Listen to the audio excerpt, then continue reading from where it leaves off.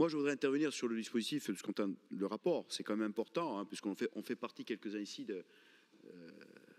même si on est toujours étudiant dans notre tête, on est surtout des anciens étudiants qui avons demandé à l'époque un office du logement étudiant. C'était une vieille revendication, puisque la distorsion entre l'offre restreinte, à l'époque, c'était ça, il n'y avait pas la spéculation, et la demande importante faisait que, naturellement, sur l'offre privée, il y a le problème des loyers. Donc la dimension sociale était déjà présente il y a 30 ans, à travers cette demande que nous revendiquions.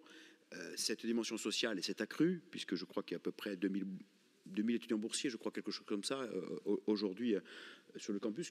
C'est très important. Il n'y a que 800, bientôt 1000 chambres publiques. Donc il y a déjà un écart entre le nombre de boursiers et l'offre publique. Donc il y a nécessité, évidemment, d'avoir un observatoire qui, évidemment, essaie de trouver des capacités à labelliser l'offre privée. Ça me paraît important. À permettre le développement d'une offre publique aussi. C'est le cas avec le Crous, mais on a déjà, avec Antonia Lucian en particulier, le comité de massif et des territoires adjacents à Corté, par exemple, des perspectives éventuelles d'augmentation de l'offre publique. Donc il y a une vraie réalité par l'offre d'une part, mais aussi par la régulation. J'ai entendu parler évidemment de la situation qui a été évoquée là clairement et qui a fait l'objet d'articles de presse sur la question de l'immobilier et des prix immobiliers. Donc le Centre-Corse est aussi touché de manière très importante. Hein. Aujourd'hui, il y a des maisons qui se vendent, des appartements qui se vendent à 1 000 € le mètre, hein, foncier bâti, 8 000 € le mètre, c'est vendu. Hein. Donc ça y est, hein, je veux dire, on croyait que ça ne touchait que certains territoires. Ce n'est pas le cas. Le phénomène de la location saisonnière touche d'autres territoires que le Centre-Corse, mais évidemment, avec la question étudiante, ceux qui subissent de plein fouet la distorsion, c'est aussi les étudiants. Et c'est important. Il y a la loi de régulation de la fiscalité des meublés qui n'a pas pu être aboutie à l'Assemblée nationale dernièrement, mais qui repasse le 29 janvier.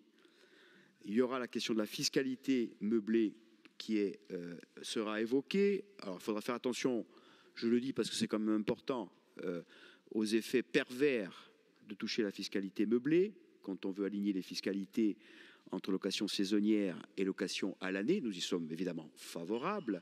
Simplement, nous sommes aussi favorables d'exclure du dispositif ce qu'on pourrait appeler les gîtes ruraux, encore faudrait-il qualifier les gîtes ruraux, ou des zones dans lesquelles des meublés pourraient continuer à avoir un abattement de 71%, puisqu'on ne serait pas dans zone tendue. Mais je ouvre la parenthèse pour la fermer. La définition du zonage de Bercy, on en revient à la question centraliste, n'est pas forcément notre vision de zonage à nous. Hein, quand on parle des zones peu denses, c'est le terme pris dans la loi déjà au départ. Les zones peu denses avec 4 catégories, catégorie 1, catégorie 4, ou les zones bourg rural ou très ruraux, ce sont avec cette catégorie, il y a toujours des effets de bord. Voilà, hein, quand on parle de densité.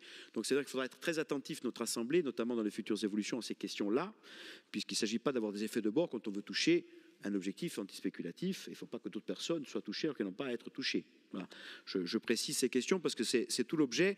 Et il me semble que Corté, le Centre-Corse, et sur la question du logement étudiant, par le truchement évidemment de la concurrence avec le logement de l'année lié à l'activité étudiante et à la dimension sociale, notamment des étudiants, c'est un sujet encore plus prégnant, évidemment.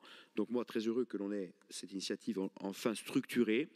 Je crois que c'est un besoin en termes de régulation, en termes d'augmentation de l'offre, publique en particulier, et qui correspond y compris à la logique de dynamisation du territoire du Centre-Corse et de Corté par rapport à ce qui est en train de se passer du point de vue urbain, hein, en collaboration entre l'université, la collectivité de Corse et la ville, pour donner un second souffle à la ville et permettre son développement durable.